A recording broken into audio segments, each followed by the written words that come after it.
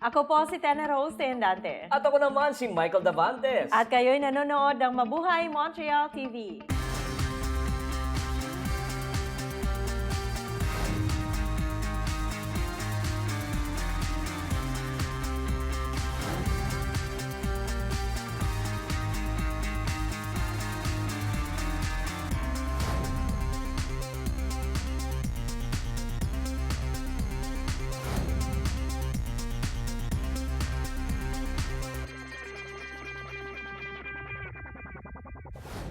Kumusta po mga kababayan? Welcome po sa MMTV. At sa araw na ito ay meron po tayong panauhin na isang prominenteng politician na si Robert Libman. Pero bago ang lahat, Tenny, ang dinig ko ay meron na namang bagong organisasyon dito sa Montreal. Sa dami ng mga associations, Pero ito ay binuo ng mga kabataan dito sa Montreal. Tama yan, Michael. Ito ang Filipino-Canadian Artists Associations of Quebec at nagkaroon sila last week ng meeting at rehearsal. Panoorin po natin.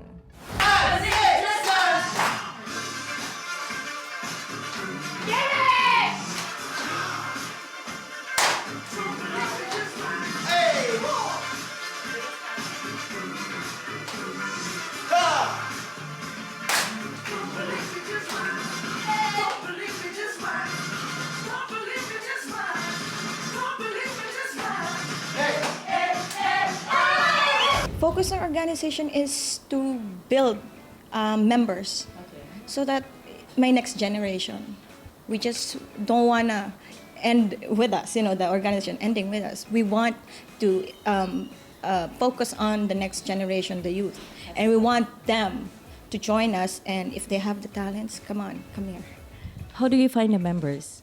Well, the 70 members that we have, it's over the years. It's through channels of meeting performers, because we've done performances from 2008 to now. We've done everything. So the talents that we had met from 2008 and until now, yan yung 70 na members. Do you focus on just singing, or there will be a dancing or trainings? No, not really. As long as you love to perform and you have a creative side, you're welcome to join the organization. It's not just about singers. As of now, the focus are singers because that's the majority of the members. But we are willing to expand, to all areas of entertainment and creativity. Okay, do you do guys the workshop? Do you, like you and Michelle? We are planning to have annual workshops, training for acting, singing, dancing. We also plan to have at least three concerts a year, and in the future we are planning to continue to have benefit shows, and we want to be we want to be a bridge to close the gap between the Filipino community here and the Philippines by helping our countrymen in the Philippines. You know that they need help every day, and what better use of our talent but to help and have concerts, for everyone, and collect funds for our countrymen in the Philippines. Do you have a website for this organization? So far not yet, because this is our first time and we're looking for funding and we're looking for all sorts of help. In the future, we talked about it. That's why we registered the organization. And so far, this concert is our first benefit concert. Can you talk about the concert? Well, actually, it is the second. We had the Montreal Band Aid. I think it was 2013. Yes, during the Typhoon Haiyan. We saw that the performers are willing to help and to give their talent, for a better cause. And so we said, why not do this every year? Help is needed every day. And so we organized the concert as to inaugurate the organization as well. And we have performers, volunteers that are willing to donate their time and their talents for the sake of our countrymen in the Philippines. Okay. Do you want to promote the upcoming concert? Yes, we would like everyone to come and support us and watch our first concert, Turn It Up, on August 22 at La Salle de Quebec, and it will be at 6 p.m. How many times do I have to tell you? Even when you're crying, you're beautiful too. The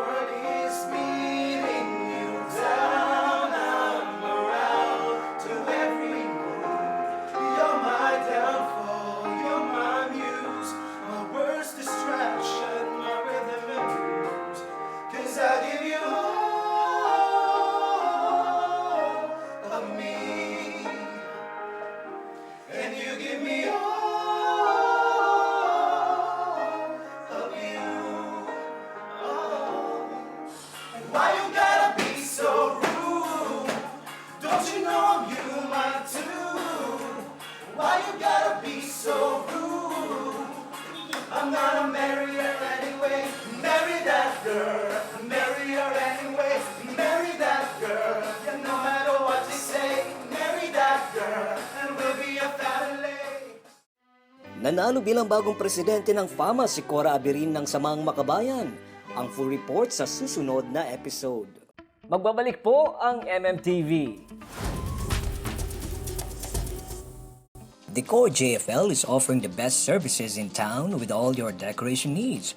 We are happy to serve you as well with money remittances. Service is guaranteed.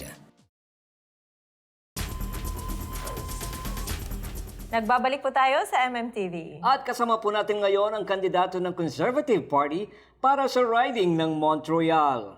At siya walang iba kundi si Mr. Robert Libman. Welcome to MMTV. Pleasure to be here. You have a tremendous achievement as a politician. Why did you leave politics in 2005?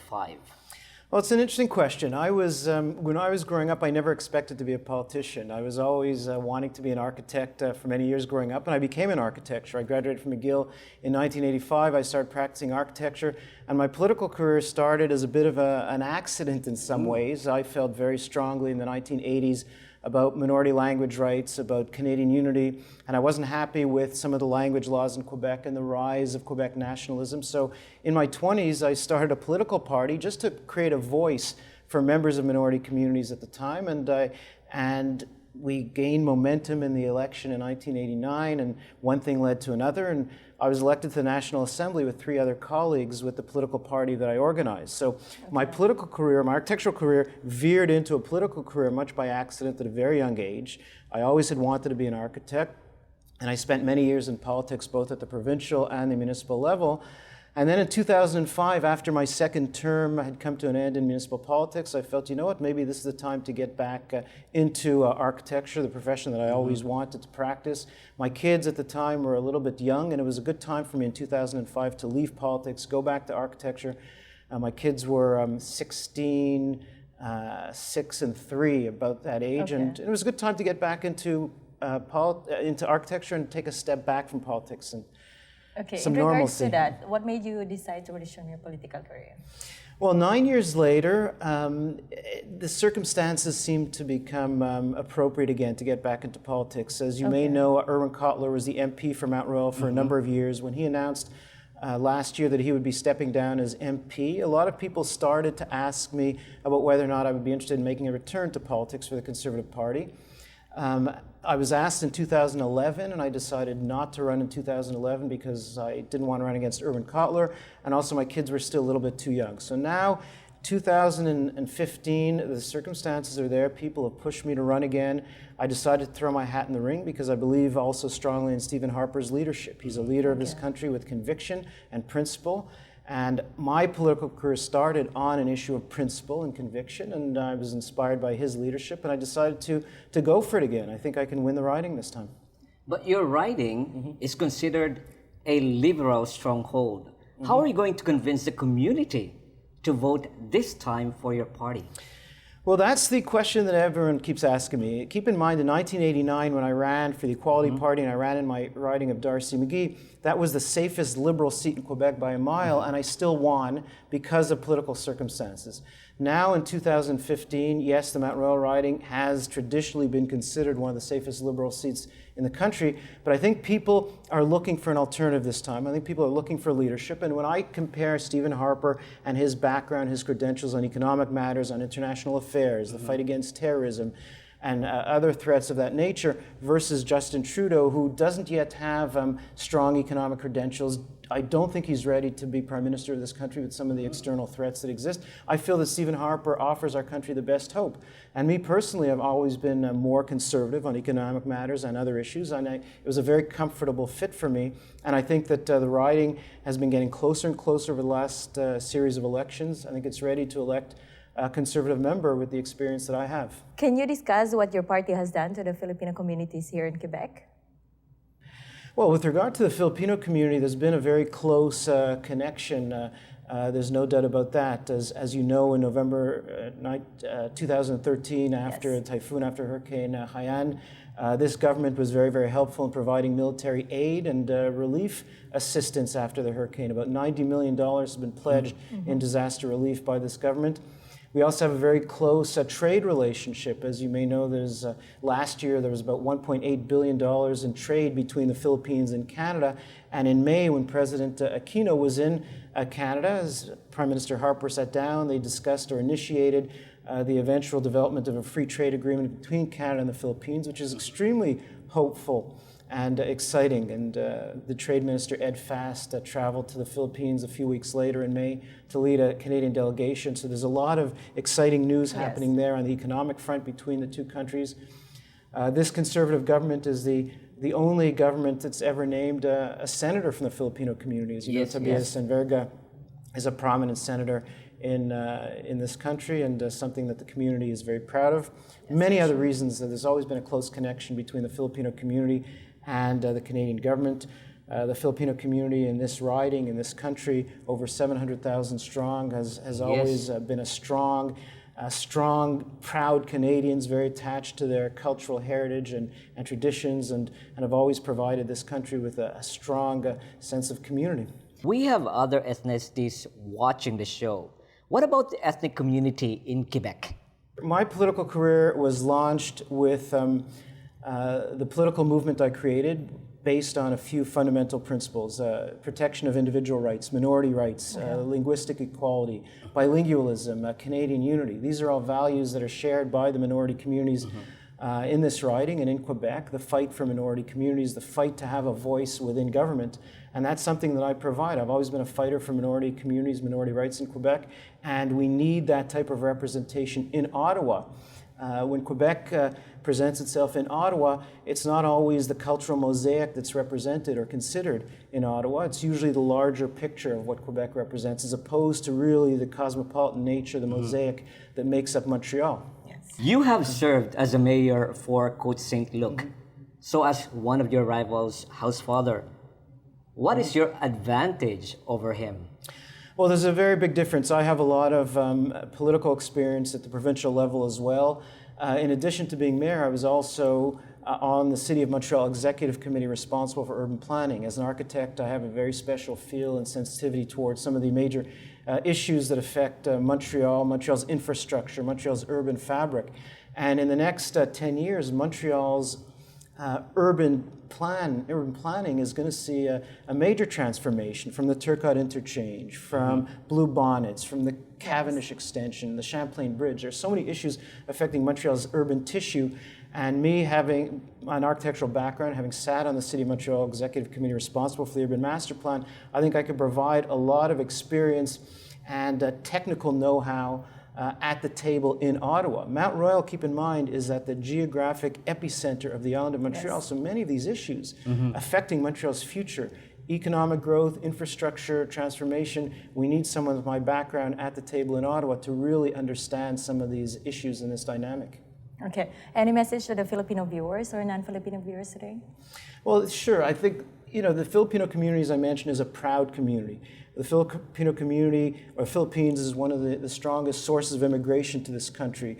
Strong, proud Canadians with skills, with technical know-how. And Canada is a country of immigration, a country that wants to increase its immigration numbers. And I think that relationship has solidified over the years and should continue to be very important and very valuable. I think it's also important for the community to have a representative inside government. For the past number of years, with a Liberal representative here, it's been outside the structure of government. So some of the concerns to the Filipino community, whether it's immigration concerns, bringing caregivers, family reunification to this country, needs someone on the inside to deal with the issues in a more direct pipeline. And I can provide that as the MP for this riding, which has the largest Filipino community of most of the other ridings in Quebec. Yes. Thank you so much, Mr. Robert Pleasure. Libman. So that's our candidate for Conservative Party for the riding of Montreal. Magbabalik po ang MMTV. Pilipinas Montreal pageant will be held on September 19, 2015 at the Hellenic Community Center. For information, contact Svetlana Suarez at 514-808-2898.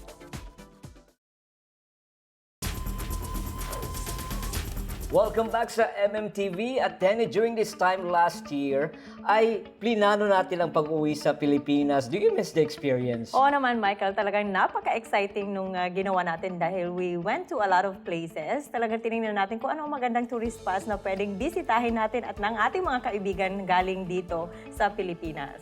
At syempre, Tenny, ay marami sa ating mga kababayan ang namimix ang ating bansa. Kaya't narito po ngayon ang ating spotlight on Vigan.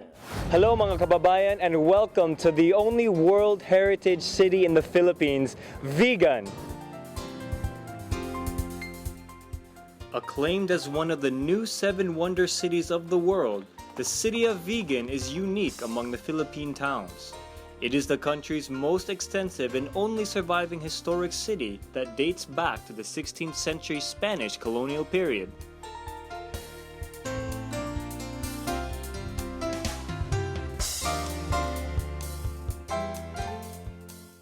Strolling along Calle Crisologo feels like stepping back in time. Despite wars and natural calamities, its structure remained intact from its well-known cobblestone streets to the unique architecture that fuses Oriental building designs with colonial European construction.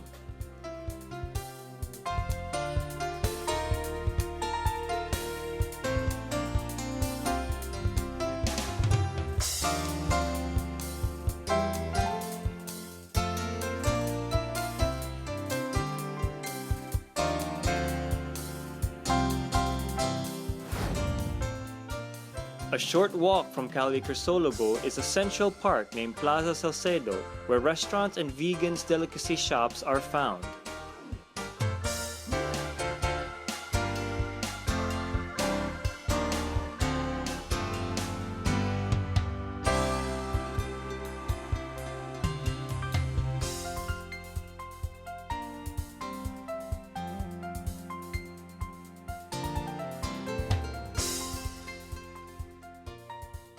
Situated close are the Vigan Cathedral, which is an earthquake Baroque church with thick ramparts, and the city's administrative building, where I was welcomed by the city's very hospitable mayor, the Honorable Mayor Eva Marie S. Medina.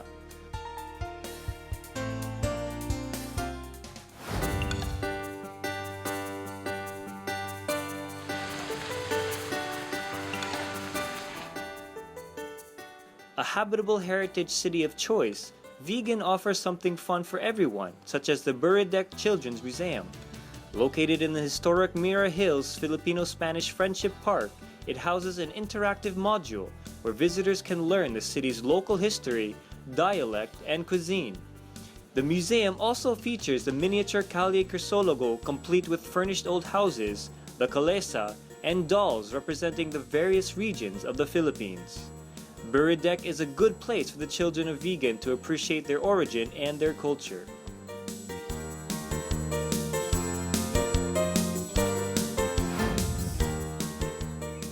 Located in Salindig is a mini zoo called Baluerte, which is open every day to the public for free. This amusing attraction is owned by former Ilocos Sur Governor Chavit Singson. Entrance is free, and you can go around the zoo through a rickshaw driven by a miniature horse called the Tiburon Ride. It is also free of charge.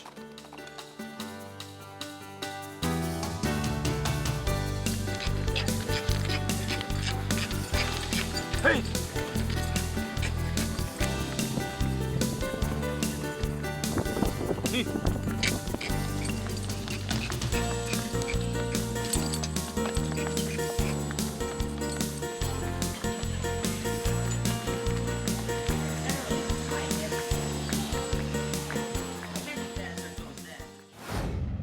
Jars made from Vigan are sought after by foreign and local visitors, so a visit to the Pagbernayan, the iconic pottery place of the city, is a must. Pagbernayan comes from the root word bernay, which refers to the handcrafted earthenware pots made with just the use of the potter's skillful hands and use of pottery wheel and kiln.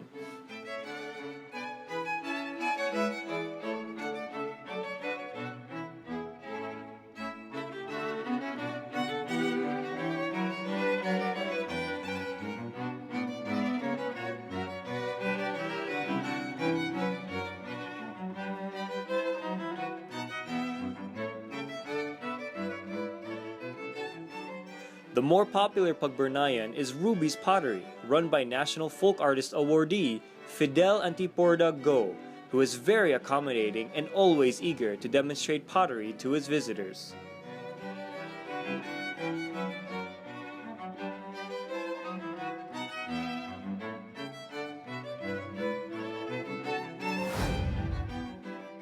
Aside from pottery, Vigan's traditional craft is abil weaving. An ancestral woven product of Vigan and the Ilocos region, the abil cloth is known for being sturdy and colorful. It is made from yarns of cotton or sagot that are sourced from the many lands in northern Luzon. After the cotton is harvested, it is prepared into yarns and dyed, then arranged in a wooden handloom to create unique and various designs. You will be in awe to see the weaver's synchronized hand and feet movement when using the wooden handloom.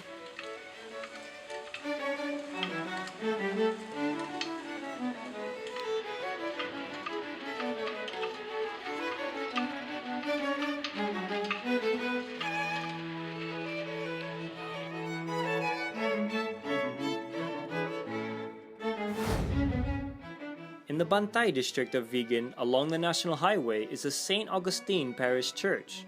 Close by is the Bantay Belfry, which is highly recommended for travelers to visit, not only because of its historical and cultural importance, but also because of its perfect view of Vigan. Built in 1591, the Belfry was said to be the people's watchtower.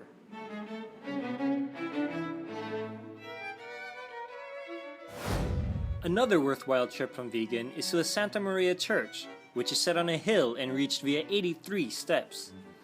This UNESCO World Heritage listed Baroque church is not only reminiscent of the 4 centuries of Spanish domination, but also a unique structure with a diversified architectural design of bricks and mortar.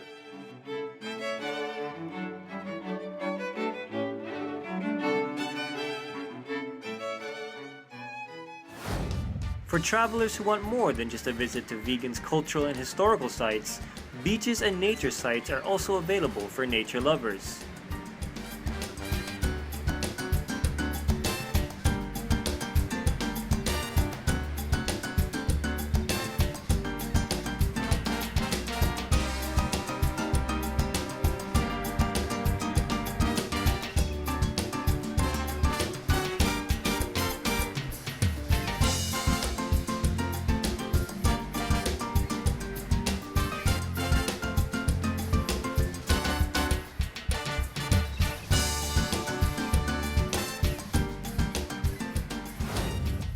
Located at the heart of the city is an environment-friendly place called the Hidden Garden. I arrived just before the sunset, so I'm glad there was still enough natural light to experience the beautiful surrounding. It is a wonderland of greenery with a relaxing ambiance.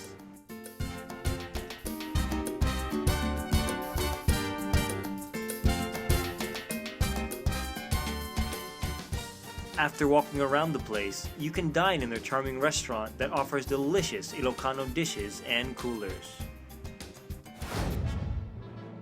During the night, tourists can watch the popular Vigan dancing fountain at Plaza Salcedo. This attraction is the first of its kind in the country and rivals the Bellagio water fountains in Las Vegas.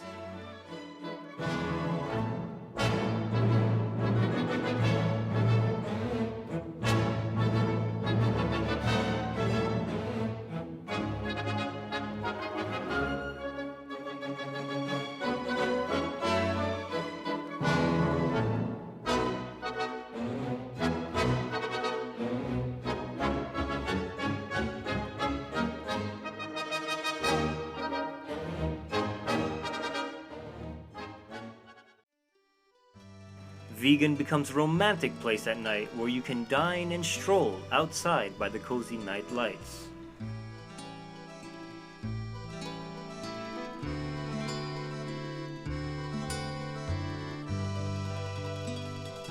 Please visit Vigan. The city is a source of pride and inspiration to Filipinos around the world. Mabuhay ang Vigan. Ito po si Judah Jaira Cohen para sa MMTV. Ayan, dahil nadalaw ko na Tenny ang Vigan, I hope next time ay madalaw mo rin ito. Siyempre, nasa bucket list ko na yan, Michael. Marami pong salamat sa pagtangkilik sa aming programa. Na patuloy na naglilingkod sa ating komunidad. Muli po tayong magsama-sama Dito sa MMTV.